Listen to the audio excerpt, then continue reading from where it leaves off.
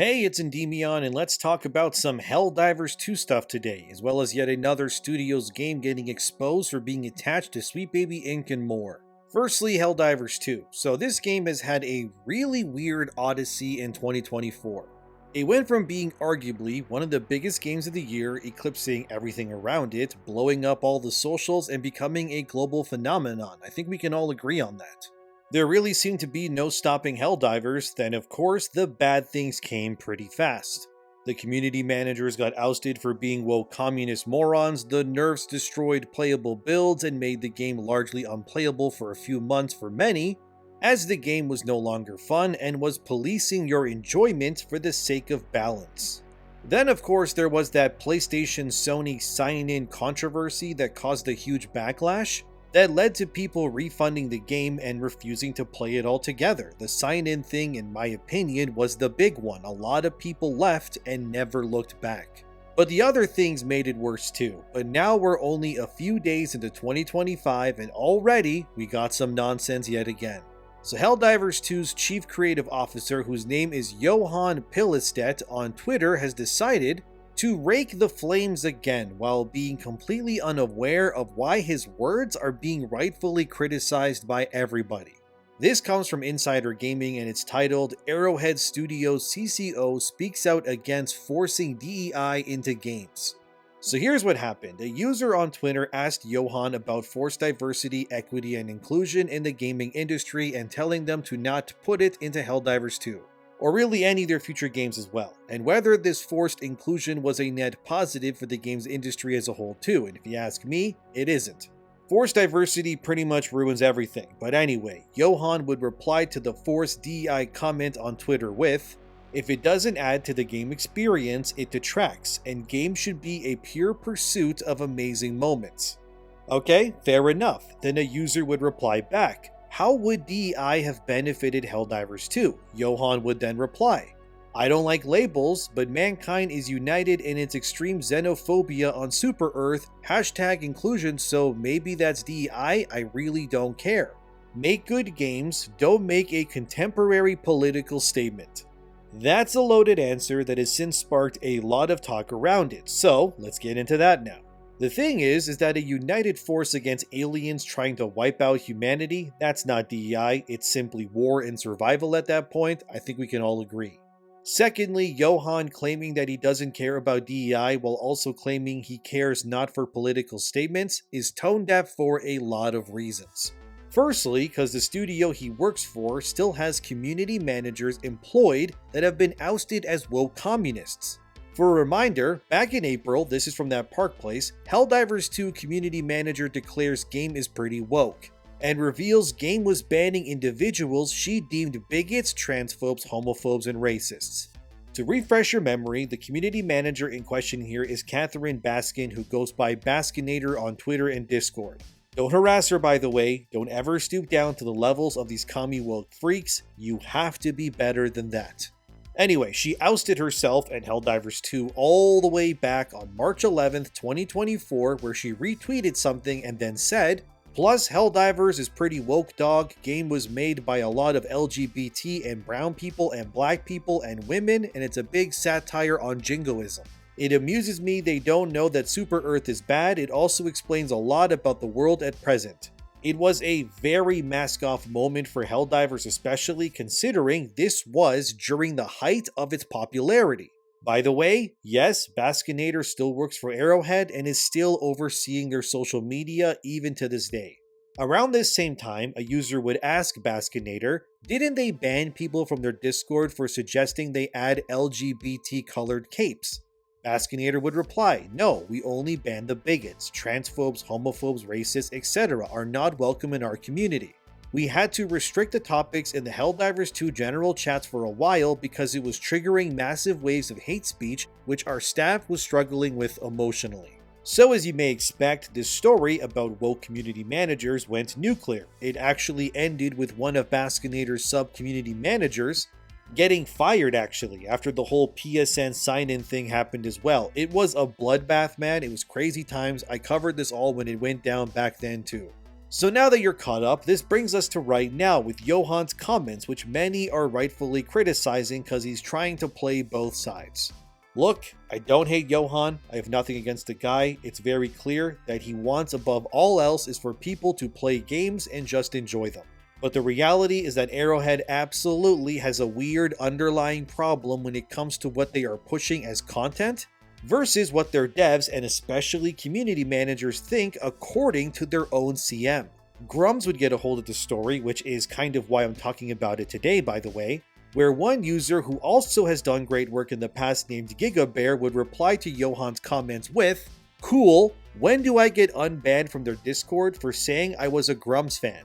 Okay, yeah, okay, so there's another lore bit here that we gotta also go over. Because, yeah, this whole thing is kind of a mess still to this day, so like I said, woke community managers, they hate conservatives, blah blah blah, all of that. There was also a time during this massive backlash and the whole sign-in issues and much more where community managers like Baskinator and others were going out of their way to ban and remove anyone who showed support for Gamergate 2 and specifically Grumps. As you would expect, this entire fiasco didn't go over well either since Gamergate 2 started right around March as well, when this was all going down, that Helldivers 2 was suddenly harboring woke community managers, and it was a perfect recipe for disaster, as they say. For example, one CM, again don't harass them, who still works at Arrowhead I believe, goes by Purple Squidgen on Discord and said at one point, "Anyone here who is a Grums fan, please out yourself so I can help you out the door." That was a real thing that happened. Here's Purple Squidgen claiming that Grums assaulted people at companies that he worked for, which, by the way, is entirely fake and never happened. This CM claimed that Grums was pushed out of a company as well for assaulting female employees, which again didn't happen, and then claims that he's a far-right influencer simply because Gamergate 2 was exploding at the time.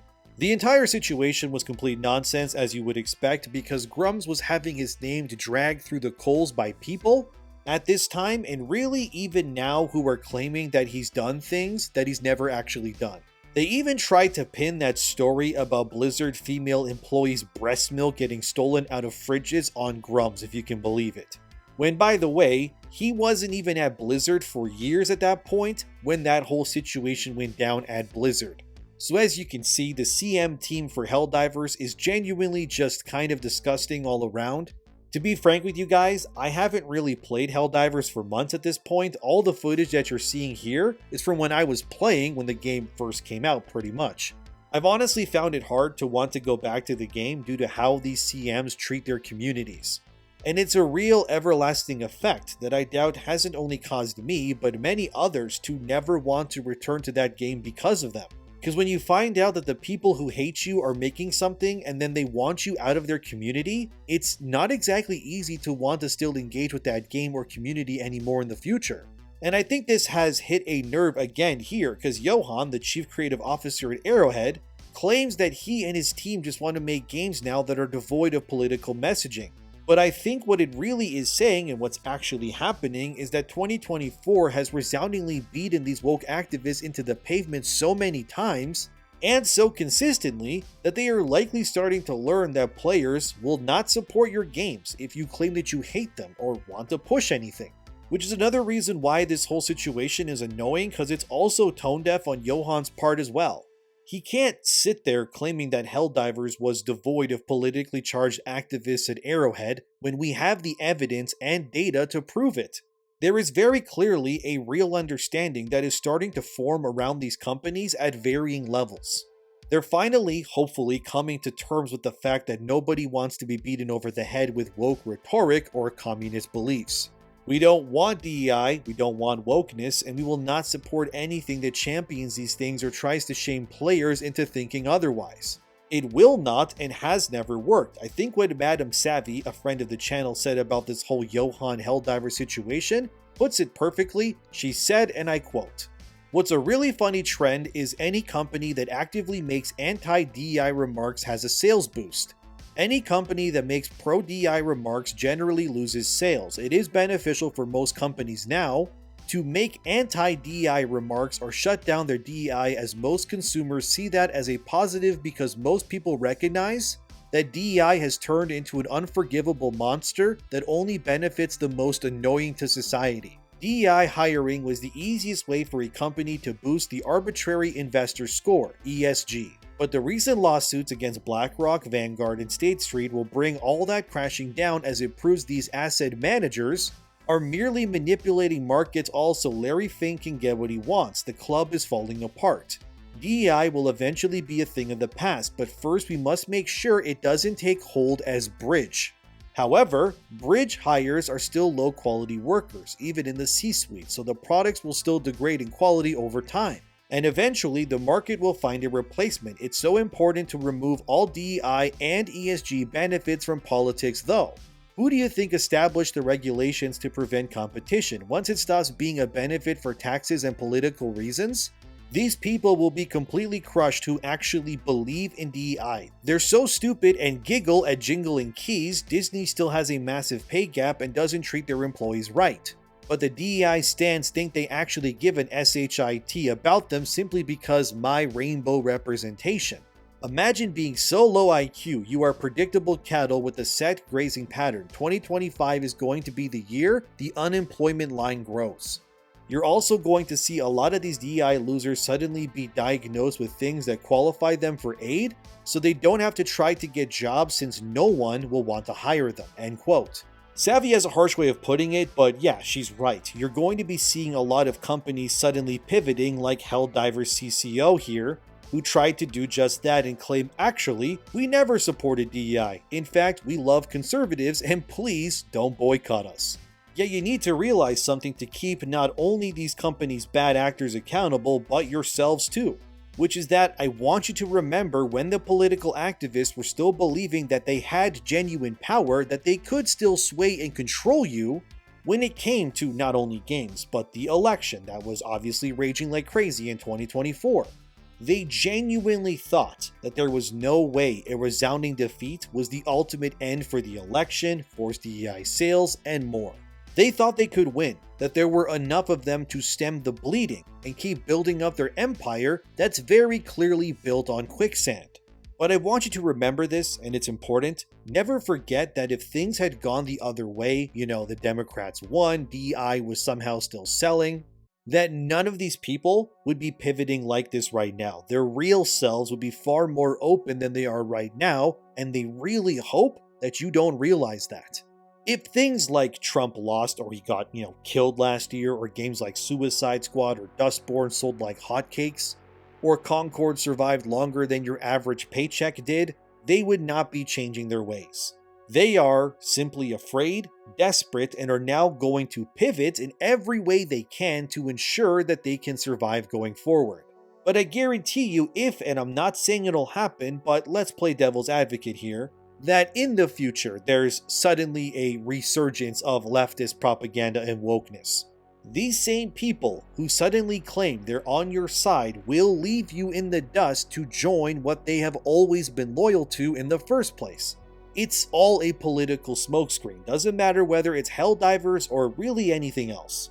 They knew their side politically got absolutely obliterated in 2024 in every single way imaginable, they can't deny that. They know that their own hubris killed their movement. Will they learn from it? I don't know. But the fact of the matter remains, they're going to try to gaslight and claim that they were always on your side. And it's important to keep these things, products, and people at arm's length because deep down you always know where they actually stand. It's sort of like COVID with the whole vaccine stuff. I never got that vaccine, thank God, but I had some family that was so vehemently pro-vax that when myself and my mom refused it, they claimed that we should drop dead because of it. Yeah, that actually happened. And I still haven't spoken to that family since, by the way, cause they showed me who they really were when push came to shove. And more importantly, who they will revert into being if things ever reach a fever point pitch like that ever again. It's kind of like a zombie apocalypse. You ever get that feeling where you know someone in your life that deep down, if they were at the top of like a ladder and zombies were rushing you and you were climbing it, that they would sacrifice you to save themselves? Yeah, it's kind of like that.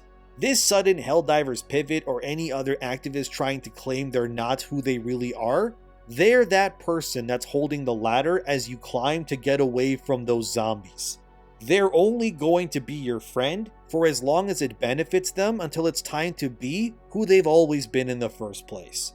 It's important to understand the distinction and keep these sorts of people just far away enough so you can always keep your eyes on them. Look, Johan of Arrowhead is an executive who just wants to make money and fill his pockets. I get that, they're all like that. But the truth is that during Gamergate 2, he, like many others, kept their mouths shut and didn't stand up for players when they could have. They were more afraid of being ostracized by other dev studios than the actual people who keep them employed and keep the lights on. Fear, as we know, is a powerful tool, and it's clear that a lot of the games industry is still being gripped by that very emotion. I think you will see more devs and studios coming out as pro Gamergate, but it's important to always place who they were prior to it, not being politically or socially correct to do so, against who they are suddenly now. If they were spitting on you when they thought they would win, rattling that ladder so to speak if it meant it would save them at the cost of your well-being, it's good to remind them that deep down, they're likely not who they say they are now. So despite Johan saying that his game has no forced DEI agenda or political correctness, I think this video makes it clear as day that what he's actually saying versus what has actually gone down in the months since the resounding defeat of woke do not align whatsoever. Actions speak louder, sure, but I don't remember anyone being pro-woke getting banned on Helldivers Discord, but I do remember people who were pro-Trump and Grums getting banned instead and ostracized too. But I do want to point out something that is hilarious but sadly also true as well. The fact is this. What Johan of Arrowhead said about DEI, that he doesn't want to implement it but simply champion good gameplay and believes that DEI doesn't add much? Well, the truth is that if Johan said this exact same thing on Helldivers Discord, he would actually get banned for wrongthink, and I think that's actually so funny, dude. And this is the problem. Your CCO is out here saying things openly that would get him thrown aside by his own employees' power within the community that he looks over. How stupid is that? As this one user said in response to Johan, I just got banned on Reset Era for merely agreeing with this point. And I mean, yeah, that's the problem. It's rules for thee, but not for me, to a T. The fact that Johan can speak like this and face no repercussions but his customers of his game that he allegedly wants to protect his freedom of speech for is baffling. You're speaking out of both sides of your mouth here, dude. If you believe that DEI is not good for games, that forced agendas are harmful to players' experiences and all the other stuff, then you would need to unban everyone who was taken out of the Discord for opinions that you are clearly publicly keeping yourself. Otherwise, this is nothing but just being hypocritical, and you know it. Like, I guarantee you, if Johan made a burner Discord account and said exactly what he said on Twitter for verbatim, like all of it, they would ban him immediately, and he knows that. So fix your game, dude. I don't just mean mechanics. I mean your community managers who are holding an iron fist over everyone even to this day. Like I said before, I haven't played Helldivers in months simply because of those community managers. They obviously hate me and what I stand for. And it's a shame because the game is fun, but these political blotches of nonsense are having damning effects on these games. Based on Steam charts as I'm making this video, the game is also averaging just about almost 100,000 players in a 24-hour period. Which is strong, don't get me wrong, and hey, that rhymed. I wonder how it's doing on PlayStation right now too. I wouldn't be surprised if Helldivers ends up joining PS Plus this year at some point in order to boost those numbers for the game as well. But I do think that companies need to speak with action, and you can't be sitting here saying that you agree with people on things that they have been banned for in your game over the past year pretty much. It's tone deaf and it's really stupid, and Johan and his team, they have a long way to go, and it's clear that the community managers are still ruling Helldivers like the woke tyrants that they are. But I do just want to end this segment stating that they will change their tune as the wind changes, but it's almost always never genuine because they only do it out of survival. Never forget who these people are whenever it benefits them, but I think it's time to move on to the other story in this video. Secondly, Master of the TDS on his Gothic Therapy YouTube channel has leaked yet another Sweet Baby game. This time it's called The Crush House. The game already came out a few months back. Yeah, it also has the LGBTQ+ tag on Steam, which already tells you what this game is really about. It's also unfortunately actually published by Devolver Digital, who is an actual pretty great publisher, which is kinda sad to see. Master of the TDS has discovered that this game is actually also a sweet baby infected game through and through, and looking at the footage, yeah, it clearly shows. It has all the hallmarks of what these sorts of games entail, and when you look at its Steam chart numbers, well, it's abysmal. The game debuted around 300 players and since then has dropped to only 9 as of the recording of this video. The game is a certified flop. There's no way it made enough money to be profitable at all, but here's why I'm showing you all of this. The game came out and didn't have the Sweet Baby label on it when it, originally came out, so no one knew that it was infected when it released. Yet even then, it still failed to find an audience and was resoundingly rejected regardless. It's, in my opinion, pattern recognition at work like always, even when you don't know if Sweet Baby is involved. It's actually somewhat easy to figure it out anyways. It probably doesn't help that they got a lot of pro-LGBTQ+ content creators of whom I only know girlfriend reviews as of this bunch that they're all showing promoting this game, and yet clearly none of this advertising led to any sort of meaningful sales or engagement. Again, had Gamergate 2 failed, they would still be pushing slop like this. By the way, the game is some weird dating sim nonsense with the reality TV twist. Yeah, it's not up my alley at all. No thanks, I'm good. But it's amazing how so many of these slop games get made that nobody clearly buys. I wonder how much Sweet Baby charged these developers to consult on their game. I wouldn't even doubt the game's sales couldn't even cover Sweet Baby's fees alone, never mind development too. It came out in mid-August, and yeah, since then it has died as you can see here on screen. I think what the Crush House represents is a sort of future these dev studios are terrified of, and rightfully so. They're scared of the financial losses, so they'll likely try to pivot away from this sort of stuff to save themselves, but deep down, based on their actions, we know what they really want to do and think. Also, what's interesting is Gothic Therapy over there discovered the consultant who worked on this Crush House game also worked on Suicide Squad, Alan Wake 2, and more as a Sweet Baby consultant. Don't harass this Maxine person either, by the way, don't stoop ever down to that level. But it's clear that these sorts of games and activist nonsense is on the decline. I can't imagine many companies wanting to partner with Sweet Baby going forward, unless they're morons and are also delusional. You're going to gain nothing but disdain. And I also said in my previous video how Heart Machine, the makers of Hyperlight Drifter and Breaker, are currently begging for money on Patreon just to stay afloat. And they too are a client of Sweet Baby Inc., and their new game Hyperlight Breaker is aligned with them. And that game is coming out this month in early access, and it's clearly not going well for them, either in pre-orders or whatever else, if they need to resort to Patreon to keep their entire company alive. These things cannot continue. They can't. It doesn't matter whether it's Helldivers or this Sweet Baby game that's rightfully being called out. Nobody is bulletproof against the collective spirit bomb of base that encompasses all of Gamergate 2. You are either going to give people what they want, or you will just burn at this point. There's no middle ground. And you need to speak with actions, not just say things yet still be employing people who clearly think and are acting in a way that is banning and censoring people, who apparently think like your chief creative officer, for God's sakes. If 2024 was a year of fire and brimstone, 2025 is a year of planting your stance in the ground and getting ready for the counteroffensive. These things cannot continue, and I'm glad to see my efforts alongside many others having resoundingly good effects that are changing the industry. Not bad for a group of people with microphones if I do say so myself, but keep it up everyone, we're winning. We can take gaming back and we will change the industry for the better, whether they want us to or not. So thank you for watching, let me know what you think as always, subscribe, thanks to my supporters, Happy New Year, and I'll see you guys in the next one.